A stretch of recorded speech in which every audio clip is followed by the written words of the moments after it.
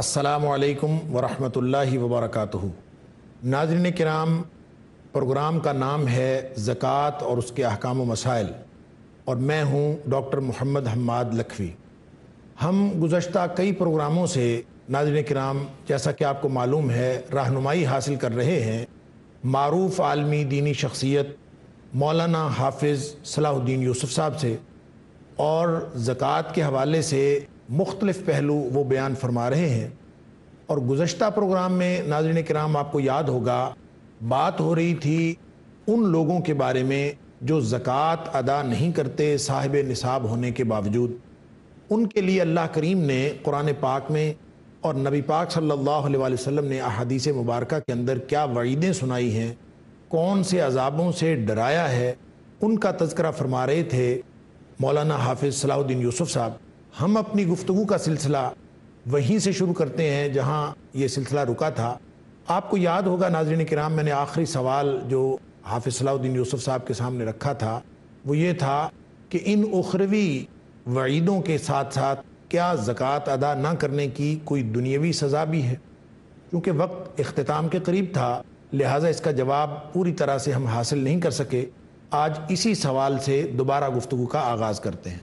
محترم حافظ صاحب، اللہ تعالیٰ آپ کو جزائے خیر دے، آپ ہمارے پاس تشریف لاتے ہیں اسٹوڈیوز میں اور ہمارے ناظرین کی رہنمائی کرتے ہیں۔ بہت مفید گفتگو اور بہت لوگ سیکھ رہے ہیں اس پروگرام سے، ہمیں بڑا اچھا فیڈ بیک مل رہا ہے، بڑے ہی ہم مطمئن ہیں آپ کی گفتگو سے۔ اللہ تعالیٰ آپ کی عمر کے اندر، آپ کی صحت کے اندر برکت عطا فرمائے اور آپ کو سلامتی والی زندگی عطا فرمائے۔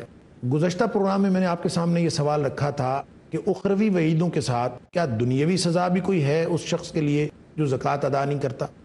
بسم اللہ الرحمن الرحیم۔ اس سلسلے میں یہ عرض کر رہا تھا، اخروی وعید جو بیان ہو رہی تھی اس کے سلسلے میں چند احادیث آپ کے سامنے پیش کی گئی ہیں۔ قرآن مجید کی ایک آیت میں بھی اس کی طرف بڑا واضح اشارہ کیا گیا ہے۔ میں چاہتا ہوں ان احادیث مبارکہ کے ساتھ یہ آیت بھی ناظرین کرام کے سامنے رکھی جائے۔ اللہ تعالیٰ نے قرآن مجید میں فرمایا ہے، وَالَّذِينَ يَكْنِزُونَ الذَّهَبَ وَالْفِضَّةَ وَلَا يُنْفِقُونَهَا فِي سَبِيلِ اللَّهِ فَبَشِّرْهُم بِعَذَابٍ أَلِيمٍ۔ وہ لوگ جو سونا چاندی جمع کر کے تو رکھتے ہیں، خزانہ بنا کر تو رکھتے ہیں، لیکن اس کو اللہ کی راہ میں خرچ نہیں کرتے، یعنی زکوٰۃ بھی نہیں نکالتے، کوئی ضرورت مند آتے ہیں تو وہاں بھی نہیں خرچ کرتے، اللہ کے دین کی نشر و اشاعت پر بھی نہیں خرچ کرتے، جہاد پر بھی نہیں خرچ کرتے، مجاہدین پر خرچ نہیں کرتے، غربا مساکین یتیموں پر خرچ نہیں کرتے۔ اللہ تعالیٰ تو ان جگہوں پر خرچ کرنے کو پسند فرماتا ہے اور ان جگہوں پر خرچ کرنے کا اس نے حکم بھی دیا ہے، اور کچھ حصہ اس میں واجب بھی کیا ہے زکوٰۃ کی صورت میں، اور اس کے علاوہ بھی نفلی صدقات اللہ نے فرمایا وفی اموالہم حق المعلوم۔ تو انہوں نے یہ فرمایا کہ زکوٰۃ کے علاوہ بھی تم پر جو ہے اللہ کی راہ میں خرچ کرنا ضروری ہے۔ تو اللہ تعالیٰ فرماتا ہے کہ جو شخص سونا چاندی کو جمع کر کے رکھتے ہیں اور اس کو اللہ کی راہ میں خرچ نہیں کرتے تو ان کو دردناک عذاب کی خوشخبری سنا دیجیے۔ اللہ وہ کیا ہے خوشخبری؟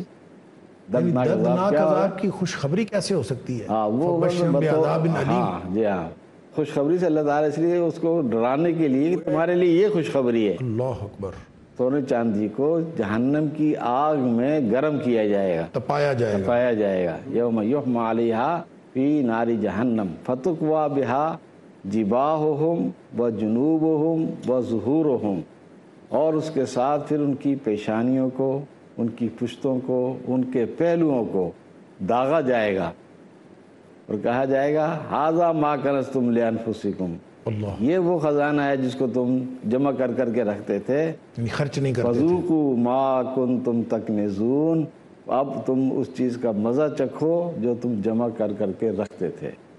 تو قرآن کریم کی اس آیت سے بھی رسول اللہ صلی اللہ علیہ وسلم نے جو سخت وعیدیں بیان فرمائی ہیں اپنی احادیث مبارکہ میں، ان کی مکمل تائید ہوتی ہے۔ یعنی گزشتہ پروگرام میں جو آپ نے حدیثیں ہمیں سنائی تھیں وہ اسی طرح کی، اسی مضمون کی، اسی مضمون کی، اسی آیت کی تشریح میں وہ اس آیت کی تشریح سمجھ لیجئے اس کو۔ تو دنیاوی سزا کا آپ کو بتانا چاہ رہے تھے ہمیں؟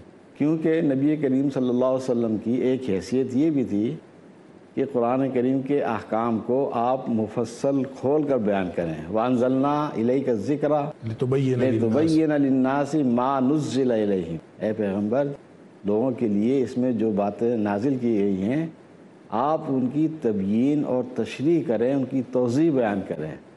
صحیح. تو اس آیت میں سخت وعید بیان فرمائی گئی ہے ان لوگوں کے لیے جن کو اللہ تعالیٰ مال و دولت سے نوازے اور پھر وہ اللہ کے راہ میں خرچ نہ کرے. تو یہ اس آیت کی تشریح میں آپ نے وہ سخت وعید بیان فرمائی. اسی طریقے سے اس کی دنیاوی سزائیں بھی بعض دفعہ اللہ تعالیٰ دیتا ہے لوگوں کو. ایک حدیث میں رسول اللہ صلی اللہ علیہ وسلم نے فرمایا ہے کہ جو قوم بھی زکوٰۃ ادا نہیں کرتی اِلَّا ابْتَلَاهُمُ اللَّهُ بِالسِّنِينَ، تو اللہ تعالیٰ ان پر قحط سالی مسلط کر دیتا ہے. تو اس سے بعض دفعہ قحط سالی کا عذاب بھی مسلط ہو جاتا ہے، یعنی اجتماعی آفت آ جاتی ہے. اجتماعی آفت آتی ہے.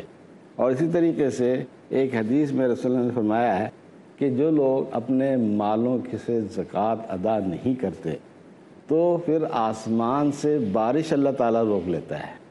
اللہ، یہ بھی یہ بھی قحط سالی کی ایک صورت ہے، سمجھے. لیکن یہاں اس کو بارش کے روکنے سے یہ الگ تعبیر کیا گیا ہے اور فرمایا وَلَوْ لَوْ بَہَائِمْ لَمْ يُمْطَرُوا، کہ اگر جانور نہ ہوں تو اللہ تعالیٰ ان پر آسمان سے بارش ہی نازل نہ فرمائے. یعنی اس کا مطلب یہ ہوا کہ جن معاشروں کے اندر زکوٰۃ ادا نہیں کی جاتی وہاں اگر بارش ہو رہی ہے تو وہ ان جانوروں کی وجہ سے اللہ تعالیٰ کہ جانور پیاسے نہ مر جائیں، وہ پیاسے نہ مر جائیں. وگرنہ تو انسانوں کی تو کیفیت ایسی ہے کہ ان کو مر جانا چاہیے، وہ اس سزا کے مستحق ہو سکتے ہیں. اللہ، کہ یہ تو صدقے کا لفظ جو ہے زکوٰۃ واجبہ کے لیے، سر میں نے پہلے وضاحت کی نا کہ صدقے کا لفظ زکوٰۃ واجبہ جو فرض ہے اس کے لیے بھی استعمال ہوتا ہے اور صدقات نافلہ کے لیے بھی استعمال ہوتا ہے. اچھا، صدقات نافلہ سے کیا مراد ہے؟ کہ زکوٰۃ جو فرض اللہ تعالیٰ نے حکم دیا ہے 2.5% دینی ہے، یا پھر جانوروں میں سے جو بھی نصاب، ہم بعد میں نصاب پہ بات کریں گے کہ نصاب کس طرح سے ہے، اس کے علاوہ بھی کوئی مال میں سے خرچ کرنا وہ لازمی ہے؟ کوئی حکم دیا گیا ہے؟ لازم تو وہی ہے اصل. صحیح، فرض جو ہے وہی لازم ہے. لیکن یہ سمجھ لینا کہ میں نے تو جو لازم فرض تھا میں نے ادا کر دیا ہے، تو اب وہ کتنا بھی ضرورت مند اس کے سامنے آ جائے اس کا حق نہیں ہے، اس کے دل میں ہمدردی کا جذبہ ہی پیدا نہ ہو. یہ سنگ دلی بھی اللہ کو پسند نہیں ہے کہ میری مخلوق کے ساتھ اس طرح بے اعتنائی برت رہا ہے کہ ایک تھوڑی سی رقم ادا کر کے جو بطور لازم اور بطور فرض اس پر عائد کی گئی تھی، تو اس کے بعد یہ انسانی ہمدردی سے اس طرح خالی ہو گیا ہے، تو اللہ کو یہ ادائی پسند نہیں ہے. صحیح. تو اگرچہ یہ اس کے بعد فرض و واجب تو نہیں ہے. یعنی مخلوق کی جو خیرخواہی ہے، ہمدردی ہے، اس میں فرق پڑتا ہے، اجتماعی معاشرے میں فرق پڑتا ہے، باہمی تعلقات میں فرق پڑتا ہے.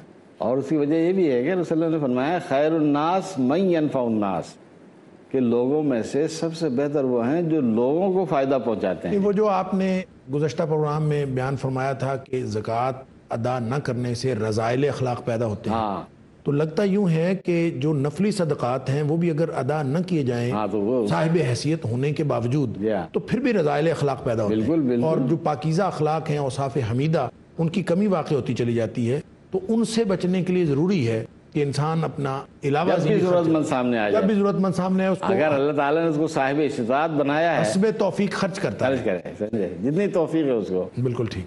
لا یکلف اللہ نفسا الا وسعها، اللہ تعالیٰ نے طاقت سے زیادہ تو کسی کو مکلف نہیں بنایا. اور دوسرا یہ بھی فرمایا کہ تم سب سے پہلے ان کا خیال رکھو جو تمہارے زیر کفالت ہیں.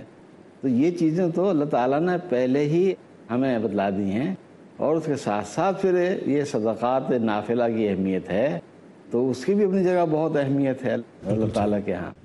اچھا آپ صاحب محترم یہ فرمائیں کہ اللہ تعالیٰ نے قرآن پاک میں سورہ توبہ کی 60 نمبر آیت کے اندر مصارف زکوٰۃ 8 بیان فرما دیے کہ یہ 8 قسم کے لوگ ہیں جن کو زکوٰۃ دی جا سکتی ہے، اور ان کے علاوہ کسی کو زکوٰۃ جو فرض زکوٰۃ ہے وہ نہیں دی جا سکتی. لیکن اگر ہم زکوٰۃ جو فرض زکوٰۃ ہے اس کے حوالے سے بھی یہ کیٹیگرائز کرنا چاہیں کہ سب سے اولین مستحق کون ہے، یا پھر جو نفلی صدقات ہیں ان کے حوالے سے بھی ہم یہ جاننا چاہیں کہ بہترین جو سب سے اولین مستحق ہے، جس کو زکوٰۃ دینا سب سے زیادہ بہتر ہے، اولین مستحق لوگ کون ہیں؟ وہ یہ بڑا اچھا آپ نے سوال کیا ہے. ایک تو میں نے بتلایا نا وابدأ بمن تعول، نبی صلی اللہ علیہ وسلم نے فرمایا ہے جو تمہارے زیر کفالت ہوں یعنی تمہارے بال بچے وہ تم میں سے سب سے زیادہ مستحق ہیں. یہ تو نفلی صدقات کے حوالے سے، نفلی بھی اور فرض سے بھی پہلے، دونوں سے پہلے. نہیں، اگر زکوٰۃ دینی ہے تو وہ اپنے بچوں کو تو نہیں دی جا اب سکتی. نہیں میں بتلا رہا ہوں نا. جی جی. اب وہ کیونکہ زکوٰۃ تو اور اسی طرح کرتے صدقات نافلہ بھی تبھی ضروری ہوتے ہیں نا جب اپنے بال بچوں کی ضروریات سے اس کے پاس کچھ بچے گا. بالکل ٹھیک. بچت ہوگی تو بچت پر زکوٰۃ ہے، ظاہر آمدنی پر تو نہیں ہے. اب اس نے مثال کے طور پر زکوٰۃ ادا کرنی ہے یا زکوٰۃ کے علاوہ بھی مزید اللہ نے اس کو توفیق دی ہے، سمجھے، زکوٰۃ بھی ادا کر سکتا ہے اور اس کے بعد بھی مزید صدقات نافلہ ادا کر سکتا ہے. اللہ نے اس کو دونوں توفیقیں دی ہیں. بالکل صحیح.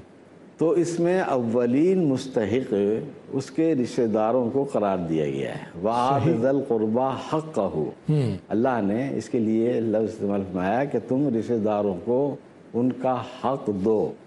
آپ سب اس سوال کے اندر اور آپ کے اس جواب کے اندر اور بھی کئی پہلو ہیں جن کے بارے میں رہنمائی حاصل کرنا ہے. کچھ سوال پیدا ہوتے ہیں لیکن یہاں ہمیں ایک وقفے پہ جانا ہے. وقفے کے بعد میں انشاءاللہ کچھ سوال آپ کے سامنے رکھوں گا تاکہ ہمارے ناظرین کی مزید رہنمائی ہو سکے. ناظرین کرام، ایک مختصر سے وقفے کا وقت ہے اور کچھ دیر بعد حاضر ہوتے ہیں. ہمارے ساتھ موجود ہیں مولانا حافظ صلاح الدین یوسف صاحب اور ہماری رہنمائی فرما رہے ہیں مختلف جو پہلو زکوٰۃ ادا کرنے اور دیگر نفلی صدقات ان کے جو فوائد ہیں ان کے حوالے سے ہماری رہنمائی جاری ہے. امید ہے آپ لوگ وقفے کے بعد بھی ہمارے ساتھ رہیں گے.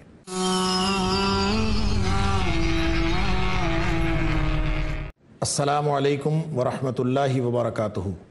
ناظرین کرام، ہمارے ساتھ تشریف فرما ہیں مولانا حافظ صلاح الدین یوسف، معروف عالمی دینی شخصیت، اور رہنمائی فرما رہے ہیں ہمارے پریکٹیکل اور عملی مسائل زکوٰۃ اور اس کے احکام و مسائل. حافظ صاحب، وقفے سے پہلے ہماری گفتگو جاری تھی صدقات کے اور زکوٰۃ کے اولین مستحق کون ہیں. آپ نے فرمایا کہ اولین مستحق ہیں رشتہ دار، اور جو رشتہ داروں میں مسکین ہیں یا ضرورت مند اور حاجت مند ہیں وہ زیادہ مستحق ہیں بنسبت ان کے جو غیر رشتہ دار. میرا سوال یہاں پہ یہ ہے کہ رشتہ داروں میں جو بالکل قریبی رشتہ دار ہوتے ہیں، مثلا بہن ہے یا بھائی ہے یا بیٹا ہے، یہ جو قریبی رشتے ہیں، کیا ان کو بھی فرض زکوٰۃ ادا کی جا سکتی ہے؟ بہت اچھا سوال کیا آپ نے. لوگ عام طور پر اس کے بارے میں کنفیوژن کا شکار رہتے ہیں اور پوچھتے بھی رہتے ہیں. تو بات یہ ہے کہ بیٹا اگر باپ سے الگ رہتا ہے اور وہ مستحقین کی تعریف میں آتا ہے، کیونکہ یہ تو اولین شرط ہے نا مستحقین کی فہرست فرض زکوٰۃ کی ادائیگی کے لیے. اگر وہ واقعی مسکین و فقیر کی ذیل میں آتا ہے، اس کی تعریف میں آتا ہے، کہ بیٹا ہے کہ بہن ہے. اب صاحب یہ مجھے فرما دیں کہ یہ جو مصارف پہ ہم نے الگ بات کرنی ہے، مصارف کون کون سے ہیں، ان کی ڈیفینیشن کیا ہے، وہ ہم اپنی جگہ پہ بات کریں گے. تو مسکین اور فقیر کی تعریف ہم وہیں جا کے کریں گے. یہاں پہ ایک بحث الگ دوسرے رستے پہ چلی جائے گی، لیکن یہاں پہ بات صرف یہ ہو رہی ہے کہ وہ بنیادی طور پر مستحق ہو. وہی آپ سوال کی حد تک گفتگو رکھتے ہیں، باقی مسائل بعد میں چلیں گے. تو اگر وہ فقیر مسکین کی تعریف میں اس کی ذیل میں آتے ہیں، اگر بیٹا بھی ہے تب بھی، بھائی ہے تب بھی، بہن ہے تب بھی، تو اس کو زکوٰۃ کی رقم دی جا سکتی ہے. صحیح. اور اس کے علاوہ جو دوسرے رشتہ دار ہیں بدرجہ اولا، سمجھے، مستحق ہو سکتے ہیں. یعنی بہن بھائیوں کو زکوٰۃ دی جا سکتی ہے. اسی طرح میاں بیوی بھی ایک دوسرے کو زکوٰۃ دے سکتے ہیں. میاں بیوی کا جو مسئلہ ہے نا، میاں کے ذمے تو بیوی کا خرچ ضروری ہے. صحیح. بیوی کا نان نفقے کا ذمہ دار اسلام نے مرد کو بنایا ہے. اس لیے مرد کی یہ ذمہ داری ہے کہ وہ کما کر اس کی ضروریات پوری کرے، اس کے نان نفقہ اس کو مہیا کرے. یعنی زکوٰۃ کی رقم اس پر بیوی پر خرچ نہیں کر سکتا. البتہ اگر بیوی مالدار ہے، بعض دفعہ ایسا ہوتا ہے کہ اور خاوند غریب ہے، عورت کو کے پاس مال ہوتا ہے اور خاوند غریب ہے، وہ مسکین فقیر کی ذیل میں آتا ہے. صحیح. تو عورت کو حدیث کی روح سے یہ اجازت ملتی ہے کہ وہ اپنی زکوٰۃ خاوند کو دے سکتی، کیونکہ ادروائز اس کی ذمہ داری نہیں ہے. یا اس کی ذمہ داری نہیں ہے. اس کا مطلب یہ ہوا کہ جس کا نان نفقہ ہاں ذمہ داری ہو ہاں. اس کو فرض زکوٰۃ نہیں دی جا سکتی. جس طرح ایک بیٹا اپنے باپ پر زکوٰۃ خرچ کرے یہ جائز نہیں ہوگا. درست. سمجھے؟ اس لیے کہ باپ کی کفالت اولاد کے ذمہ ہے. اور اسی طرح اگر اولاد اسی طریقے سے چھوٹی ہے، مائنر یعنی سن بلوغت کو نہیں پہنچی ہاں اور والدین کے ساتھ رہ رہی ہے تو ان کی کفالت بھی والدین کی ذمہ داری ہے، لہذا وہ اولاد کو نہیں دے سکتا. ہاں اولاد پر زکوٰۃ کی رقم خرچ نہیں کر سکتا. اور اس وقت دے سکتا ہے جب وہ بیٹا یا بیٹی الگ رہ رہے ہوں الگ رہ رہے ہوں اور اپنے گھر بار والے ہوں اور پھر مستحق ہوں، پھر دی جا سکتا پھر دے سکتا ہے. ہے. جزاکم اللہ خیر. تو اسی طریقے سے میاں بیوی کا معاملہ ہے کہ میاں زکوٰۃ کی رقم اپنی بیوی پر خرچ نہیں کر سکتا. البتہ اگر خاوند غریب ہے تو بیوی زکوٰۃ کی رقم سے اس کی مدد کر سکتی ہے اپنے خاوند کی. صحیح. یہ حدیث سے یہ مسئلہ ثابت ہوتا ہے، اگرچہ بعض لوگ نہیں مانتے اس کو اپنی فقہ کی وجہ سے، لیکن حدیث کی روح سے یہ مسئلہ بالکل صحیح ثابت ہے. صحیح. ایک حدیث میں رسول اللہ صلی اللہ علیہ وسلم نے اس کی فضیلت اس طرح بیان فرمائی ہے کہ اگر آپ کسی عام مسکین کو صدقہ دیں گے تو ایک صرف صدقے کا آپ کو ثواب ملے گا، اور اگر وہی صدقہ آپ اپنے کسی رشتہ دار مسکین کو دیں گے جو آپ کا مسکین بھی ہے اور رشتہ دار بھی ہے تو یہ دو چیزیں بن جائے گی، سنتان. اچھا. ایک صدقے کا اجر اور ایک صلہ رحمی کا اجر. سبحان اللہ. سمجھے؟ یعنی یعنی دو اجر ملیں گے اس میں دوگنا اجر ملے گا. یعنی اس کا مطلب تو یہ ہوا کہ زکوٰۃ دینے کے لیے اور اسی طرح نفلی صدقات کے لیے سب سے پہلے یہ ڈھونڈنا چاہیے کہ میرے رشتہ داروں میں کون مستحق ہے. اگر رشتہ داروں میں مستحق مل جائے تو دوہرا اجر ہے. دوہرا اجر ملے گا. اللہ. الصدقۃ علی المسکین صدقۃ، مسکین پر صرف ایک صدقے کا اجر ملے گا، اور اگر رشتہ دار پر خرچ کرے گا تو وہ دو چیزیں، صدقۃ و صلۃ، صدقہ بھی اور صلہ رحمی بھی. اور اس میں ایک اور بڑا لطیف نقطہ قرآن کریم کے آیت سے معلوم ہوتا ہے. اللہ نے اس کے لیے لفظ استعمال فرمایا ہے وَآتِ ذِی الْقُرْبَىٰ حَقَّهُ، کہ تم رشتہ داروں کو ان کا حق دو. اس حق کی ادائیگی میں بڑا عجیب نقطہ ہے. سمجھے؟ یعنی جب تم رشتہ داروں کو ان کے ساتھ تعاون کرو، ان کی خبر گیری کرو، ہمدردی کرو، تو یہ نہ سمجھو کہ میں ان پر احسان کر رہا ہوں، یہ سمجھو کہ ان کا حق ادا کر ان کا حق ادا کر رہا ہوں. کیونکہ اگر احسان سمجھ کے دو گے تو وہ تو ضائع ہو جائے گا. لا تبطلوا صدقاتکم بالمن والاذی، احسان کر کے صدقہ کر کے احسان جتلانا وہ تو صدقے کو ضائع کر دیتا ہے. اللہ اکبر. تو اگر کسی رشتہ دار یعنی احسان جتلانا اور احسان سمجھنا اس کی سختی سے ممانعت کی گئی ہے. یعنی احسان سمجھنا بھی نہیں ہے، جتلانا بھی، اور یہ بھی نہ سمجھے کہ میں احسان کر رہا ہوں. سمجھے گا تبھی احسان جتلائے گا نا. بالکل صحیح. اس لیے اس کو احسان سمجھ کے دے، اس لیے اس کو احسان سمجھنے سے روک دیا گیا ہے کہ تمہیں اس کو احسان نہیں سمجھنا، ورنہ ہو سکتا ہے کسی موقع پر تم اس کو احسان جتلا بھی دو. اگر سمجھے گا تو جتلا ہی دے گا. اور یہ رشتہ دار ایک دوسرے کا تعاون لینے سے گریز بھی اسی لیے کرتے ہیں کہ ہمارے معاشرے میں یہ بیماری عام ہے کہ کسی رشتہ دار کے ساتھ کوئی تعاون کرتا ہے تو وہ اس کو احسان سمجھتا ہے، دینے والا بھی اور لینے والا بھی. لینے والا تو اسی سمجھتا ہے کہ کہیں مجھے کسی موقع پر احسان جتلا کے کہیں ذلیل و خوار نہ کرے، یہ میرے اوپر بوجھ پڑے گا. اس کو یہ اندیشہ ہوتا ہے کہ کسی موقع پر کسی مجلس میں کسی شخص کے سامنے یہ کہیں احسان جتلا کر مجھے ذلیل و خوار نہ کرے. تو اس لیے عام طور پر ایک غریب ہونے کے باوجود، مستحق ہونے کے باوجود وہ دوسرے رشتہ دار سے تعاون لینا پسند نہیں کرتا، ہماری اسی کمزوری کی وجہ سے. سمجھے؟ اس لیے اللہ نے فرمایا ہے کہ تم اپنے رشتہ دار کو جب تم دو، اس کا حق ادا کرو، اس کے ساتھ تعاون کرو، تو اس کو تم احسان مت سمجھو، بلکہ یہ سمجھو کہ اللہ نے تمہارے مال میں جو حق رکھا تھا وہ تم نے ادا کیا، وہ تم اپنا حق ادا کر رہے ہو. تو اس میں احسان کا تو پہلو نہیں آتا. جب انسان، بلکہ یوں کہنا چاہیے کہ اپنا فرض ادا کر رہا ہے. جب انسان یہ سمجھے گا کہ میں وہ حق ادا کر رہا ہوں جو اللہ نے میرے مال میں رکھا ہے، بالکل ٹھیک، تو وہ اس کو احسان سمجھے گا ہی نہیں. مال ہی اسی کا تھا، مال ہی اسی کا تھا، تو اس کے مطابق میں نے خرچ کر دیا. سبحان اللہ. تو یہ رشتہ داروں کو دیتے وقت کبھی بھی یہ اس میں نہ چاہیے کہ میں اس پر احسان کر رہا ہوں، اس سے صدقہ ضائع ہونے کا اندیشہ ہے. اسی لیے اللہ نے فرمایا لا تبطلوا صدقاتکم بالمن والاذی. تو یہ صدقہ ضائع کرنے والی بات ہے۔ حافظ صاحب ایک بڑا پریکٹیکل مسئلہ وہ ہمارے سامنے آتا ہے کہ باوجود اس بات کے کہ اسلام ایک اتنا اچھا نظام دیتا ہے باہمی خیر خواہی کا کہ امیروں سے زکوٰۃ لے کر غریبوں میں تقسیم کر دی جائے، اور اس کے علاوہ بھی فقراء و مساکین اور حاجت مندوں کا اللہ تعالیٰ نے حق رکھا ہے جو صاحب ثروت لوگ ہیں ان کے اموال کے اندر، اور اس ساری یعنی ایک اجتماعی خیر خواہی کا ایسا نظام قائم ہوتا ہے کہ وہ تو پھر گردش دولت کا انتظام بھی ہو جانا چاہیے، جیسے قرآن نے کہا کئی لا یکون دولۃ بین الاغنیاء منکم، کہ یہ ارتکاز دولت کو ختم کرنے کا بہترین ذریعہ ہے زکوٰۃ، گردش دولت کا۔